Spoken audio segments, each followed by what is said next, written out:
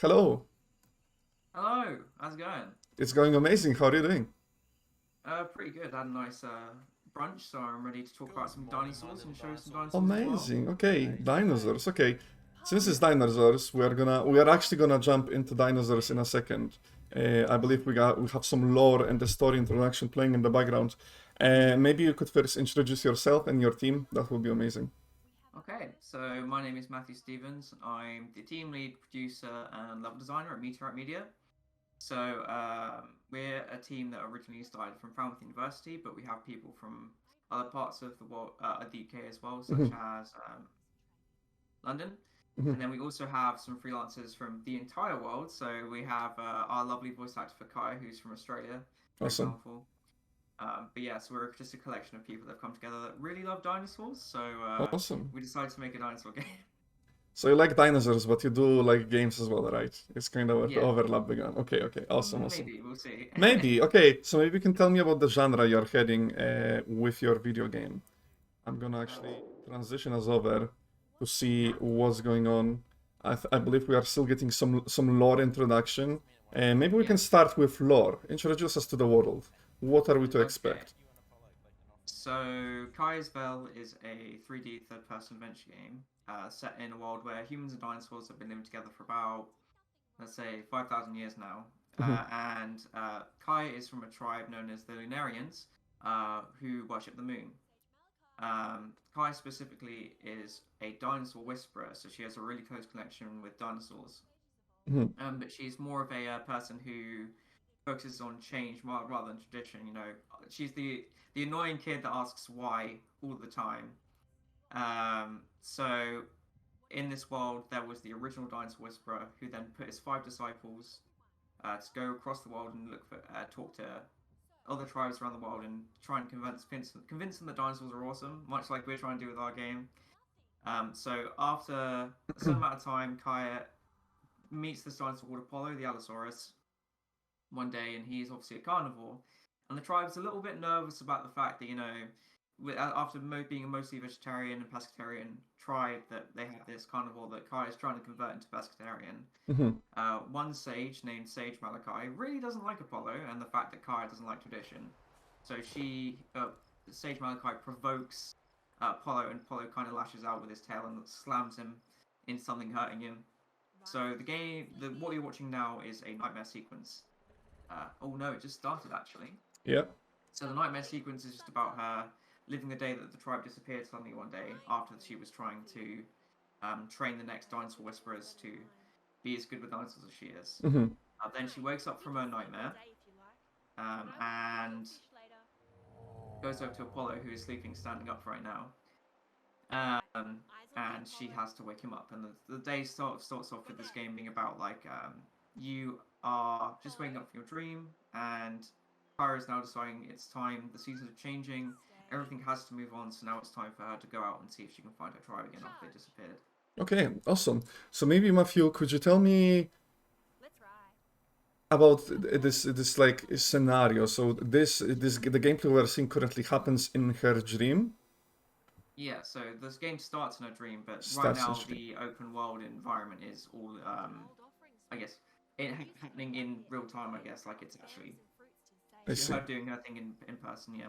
Okay, okay. I think I'll be asking more about that because what interests me is like when does the player play in the real world? When do they play in the dream? And sort of like the reward after you complete, let's say, this dream? How does it progress the story and such? Well, the dream is just the opening to the game. So right now it's just like the introduction to the world Okay, and why Kaya is by herself. So okay, right now, in terms of Kaya moving around right now with Apollo, that's all happening in real time. But in future versions of the game, there would be an idea where maybe she'd interact with an object of some kind, and that would remind her of her tribe, and then maybe you'd get like a little two-sequenced image set talking about something that maybe she did back then. But the idea is now that the dreams happened and the powers that be are deciding, it might be time for you to go out and um, every game has like sort of legendary story, right, of the hero coming in to save the day. The idea is it's Kaya's turn to sort of go on the hero's path mhm, um, to find her family and maybe stop a certain sage from doing some bad things to some dinosaurs. No spoilers. No spoilers. um, Actually, since you, okay, this might be a long shot of a of an analogy, but you are called MeteoriteMedia, and you are making a game based on dinosaurs. As far as I'm concerned, meteorites and dinosaurs don't go too well together. Yeah, they don't. Are we Go gonna well see? Are we gonna see any of that overlap in the game? Maybe. I mean, we could do. I don't know. We're not really interested in. We're not interested in killing our dinosaurs. Certainly for the foreseeable future. But the name actually has a really interesting history. Oh, here we go. Bring it on. Yeah. So one of the main reasons, for example, we came from a third-year team originally. Awesome. One of the reasons we chose the logo for MeteoriteMedia was because it looked good on the shirt. Nice. And like it was really merchandisable, but also because I think it really shows the idea of like with something that's new, that's coming in bright, shining a bright light on the video games, because we consider MeteoriteMedia a budding studio, which is we help either graduates or people who have just graduated or in their third year in a studio-like environment to help them, grow as a developer, but also, gain experience in industry and sort of stuff like that. So the idea of us is like you might only be with us for a short time, / like you may only see us won't see us very often, but when you see us, we're bright and we light up the whole room. Yeah. That sort of concept of like the meteorite streaking through the sky, and like an explosion of creativity and fun and wholesomeness. That's what we've been described as the kind of games we want to make as well. So that's kind of why we went for the whole idea of a meteorite streaking through the sky and MeteoriteMedia. I see. That's their name. I love this. This actually gives me a perfect transition to something that I love most about what I'm seeing on the screen, which is the visuals of your game. This is purely subjective, and I'm gonna be extremely biased here. But I do love the stylized sort of, going for that sort of middle of the color wheel, not looking for anything too striking. It's a bit of like pale colors, but it makes for a really pleasant gameplay, in my opinion. If you could maybe justify that direction, that would be amazing. Oh, just finding the art direction. Oh yeah, totally. So very early on in I think the project's about a year, just over a year old now. So very early on, our art director Kim said, well, we don't want to do realism because there are enough realistic games out there, and this game would really benefit from being like a nice either middle ground, but more leaning into stylization. So we actually called it the Wind Waker effect originally. So all these really soft colors. And then that sort of evolved her doing concepts for Apollo. Apollo looked a lot different back then. He was more pink. But the idea was like we wanted to create something that not only feels comforting in a way. So like if you're going to come back from a long day at work or school, some people are going to want to shoot each other in an FPS. But the idea is you want to create a world and an art style where you can slouch on your chair, grab a controller or your mouse and keyboard, and just sit and enjoy the visuals, while also enjoying like really like casual, fun gameplay.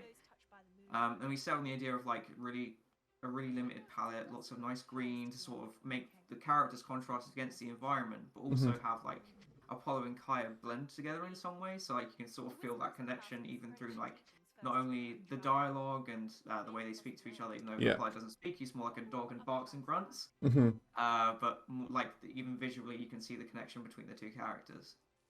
Okay, so we got the artwork, we got the lore, we kind of briefly discussed the dreams part of the gameplay, but in more detail, I'm actually really interested. What does the player do in the game? What can player expect when they jump into it? Do they just ride the dinosaur and climb mountains, or is there more to it? So Apollo acts as a so we describe Apollo as not only like your loyal companion, so imagine like a dog, but he's also a multi-tool. So he has an array of actions that the player can command. So like you can tell him to follow you, go to a certain location, charge into objects, that sort of thing. So what ends up happening with that is you have to use Apollo's size to help you, because you're a small human in a giant filled world. So a lot of it is just relying on Apollo's size to help you. But also, it's kind of the way that just let you have fun, just like explore the world, look at the dinosaurs, see how the world interacts with the player and Apollo. So Apollo does his own thing sometimes, but it's just like live in the world and enjoy it in the moment. In terms of gameplay, it's not super complex because in the end you're just using Apollo sort of like a tool to help navigate the environment together, with the theme of companionship being the forefront. But it's just like meant to be a little feel good journey in a regard. Oh, I see. if that answers your question. Oh no, it does absolutely. It does absolutely. Okay, so let's talk development, more technical, enterprise pathway stuff. Let's start with what do you like the most about the game? Like what it has gotten, what would you be most proud of? I know what I love the most about it, but I'm interested to see what you love most about it. So I'll answer it in two ways. So I want Okay, answer the thing that I love the most, and then what's been the most rewarding. here we go. Okay. The thing I love the most is definitely Apollo and Kaya. Mhm. Because like our modelers and our character artists are so good. Mhm. I remember seeing them in the world for the first time, just being like, "This is so good. I'm so lucky to be able to work on this game with this amazing team." Yeah. The most rewarding thing for me when I was playing the game though, for the first time, was when we actually got Apollo's animations in. Okay. So like because animation is a really long and complex thing. So you'll have all the rigging and the weight Yeah. painting, Yeah. and like all the really difficult stuff that goes into animation. Mhm. And then just seeing him walking around and sort of doing his own thing, and then having Kaya ride on his back was just so.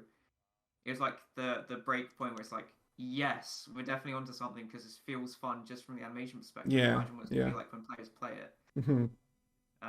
And then one time, I remember we played the game fully without any bugs happening in Mhm. front of our supervisor Fahana, and almost teared up a little bit because it was exactly the way that I envisioned the game. And there is nothing more rewarding than having your game not break on you when you're showing it off to someone, Yeah. and just going everything as planned. Yeah, I think that's something many people might not realize, that the bugs in game development are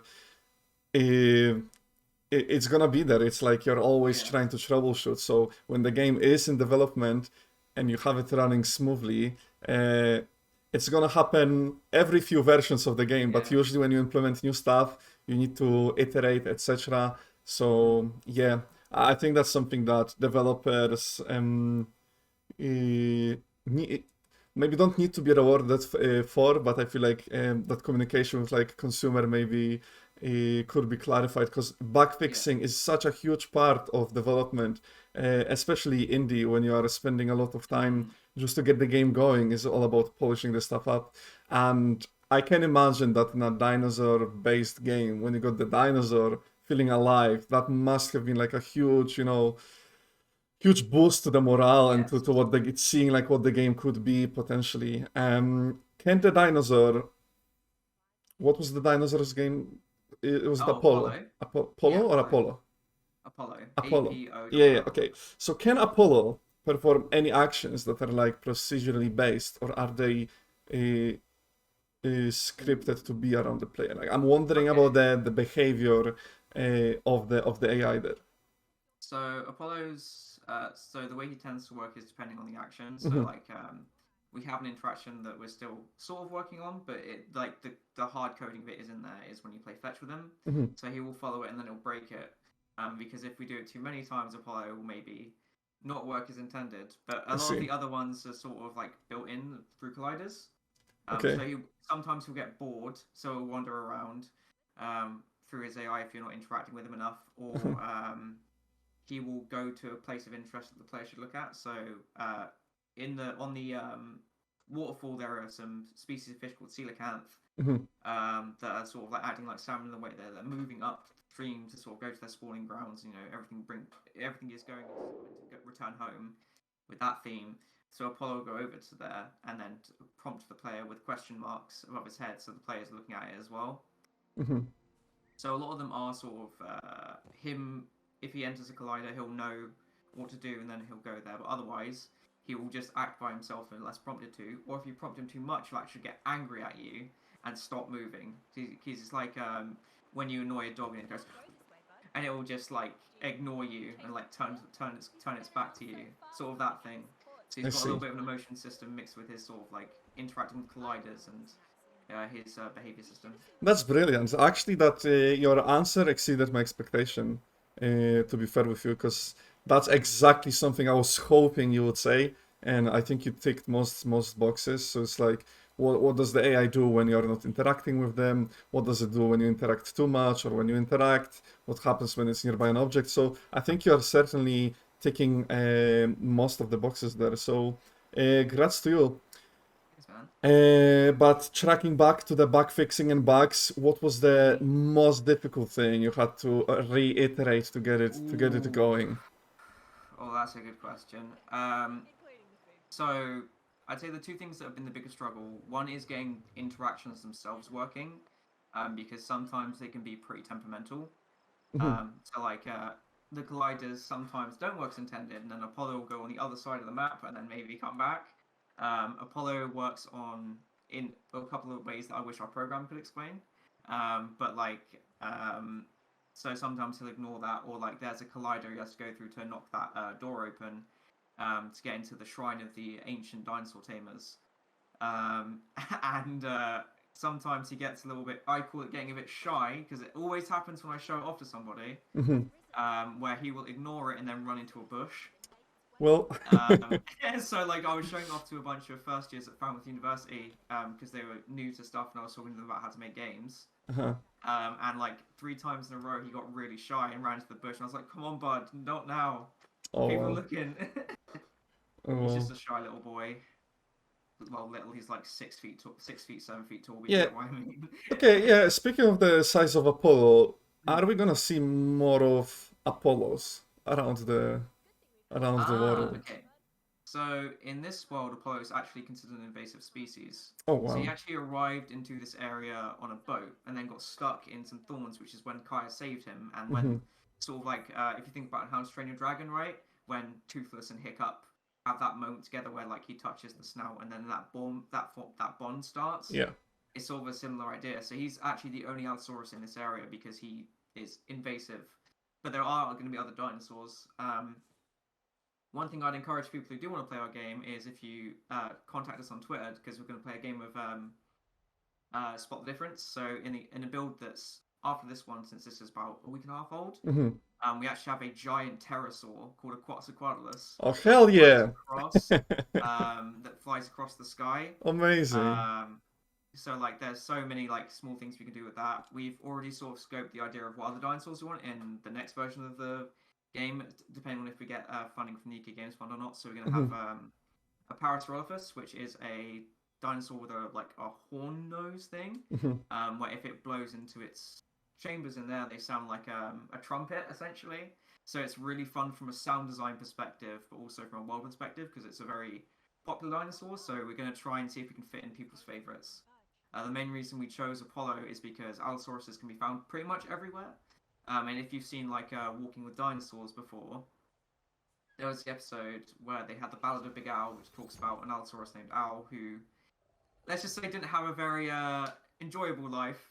Hmm. But also the fact that Allosauruses show up quite often because they're just really popular and really easy fossils to find. So it's sort of like it was a no-brainer. But also, Apollo was chosen because there's always the convention of meat-eating dinosaurs being bad, um, and that's not true. Carnivores need to eat meat to live. It's not a choice for them. It's how they have to live to Hmm. sustain themselves. So the idea was like, well, let's pick a carnivore dinosaur because like we want to break that subversion of carnivorous looking dinosaurs being seen as bad when they're just living their lives like every other animal out there. We Yeah. did make him pescatarian because from the tribe's perspective, they don't eat meat. They're pescatarian at most. They'll only eat fish. But like for him, it was just like he's pescatarian because the tribe wants him to be. But otherwise, he's just an animal. So he should be treated like that not only in the gameplay, but also anything from the animations to the story. It's like Kaya does talk to him, and he'll Hmm. run back because they have that mutual connection. But it's the same way like when you say who's a good boy, and then the dog's like woof. Same thing, but with a giant dinosaur. Just a bit of a roar. Yeah, it's Uh, a bit of a roar, a joyful roar, like a roar. nice. That was more like a horse, but I get the idea.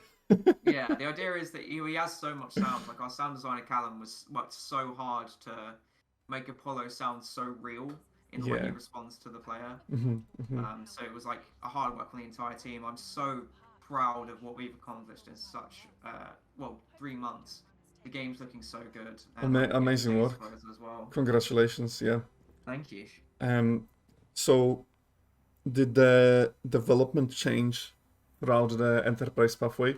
Did you make any Yeah. choices that you thought you wouldn't make, or ones which you, Hmm. or the So opposite essentially of that? yeah, so we did originally want more dinosaurs outside of the pterosaur. Yeah. So we wanted to have a land dinosaur, and then Apollo would go to the stream, look up at him, yell, and then the dinosaur would yell back at him, and then Kai would tell him to knock it off. Right. Because it was like in paleobiology we'd call it a territory dispute between two animals Mm-hmm. because Apollo is protective over Kai, but in the end, just scope wise, any anime like if you're thinking about any animation, how much it's going to take, double it, and then you have an idea of how much animation you're going to need. In the Yeah. end, Yeah. animation is the core scope of the project because making the dinosaur feel alive isn't just the AI, it's Yeah. the animation and the sound, and we just didn't have the time and resources to properly give that another dinosaur the Mm-hmm. time. So it was only like in the past 2 weeks that we put the Pterosaur Quetzalcoatlus in because we could scope it. Yeah. But Yeah. otherwise, like it was just removing stuff that would require really heavy Mm-hmm. animation, and then talking about asset packs versus bespoke pieces and how much Mm-hmm. time would that take to make an asset. So we had to be really tight with our time frames in order to not overscope and miss certain things. But everything that we could get in, we did, and we got a tiny bit extra. Awesome. Tiny. What was the tiny bit extra that you didn't expect to have in? There was the Quetzalcoatlus because that was very short notice. Like Mm-hmm. our character artist Ben did it without any concept in 3 days, and then got rigged in about a week and animated in a week, and then we put it in. Swift. Yeah, Swift, and it looks good. And then, right now we're working on something to put in the build, which is a statue of a dinosaur from the same family as Triceratops. It's called a Ooh. Chasmosaurus. Okay. And it was actually the dinosaur that the first dinosaur whisperer owned. So it's sort of like this area is sort of a shrine to the people who first tamed dinosaurs. All right. So when she goes up to it, she'll say like, "Oh, this is a shrine that I used to leave berries at," and then sort of maybe the dialogue will change depending on that sort of thing. But yeah, it's very small things we're just trying to put on and get that tiny bit of polish in, maybe changing some textures on certain assets. But from right now, the game's looking fantastic. Nice, nice. Yeah, the game really is beautiful. Honestly, you definitely nailed the environment. It feels fresh, open. You can almost take a breath when you see it. That's the intention. Just relax and enjoy your time with your prehistoric Yeah, pal and just yeah. enjoy life for what it is. So apart from my feedback on stream, did you get much feedback that influenced your development, or how was the feedback for the game anyways? Because you did mention you were showing it off to some people. What were like the maybe key points you took out, and how was the experience of actually having it tested? Yeah, so we've shown it off at we were Tonic U's first community event, so we showed off that game originally last year in its old form.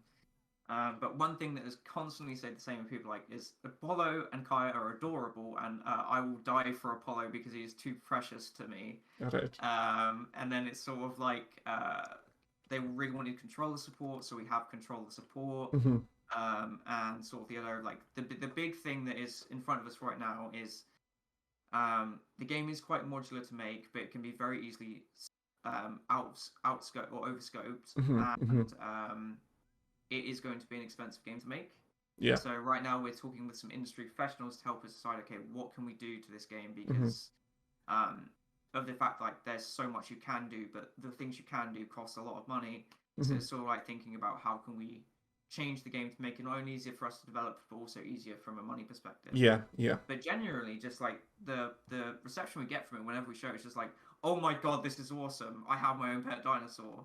Because it's sort of like when you saw Land Before Time or Jurassic Park or like Jurassic World. Yeah. Or When Dinosaurs Rule the Earth, which I think is an old Universal animated cartoon.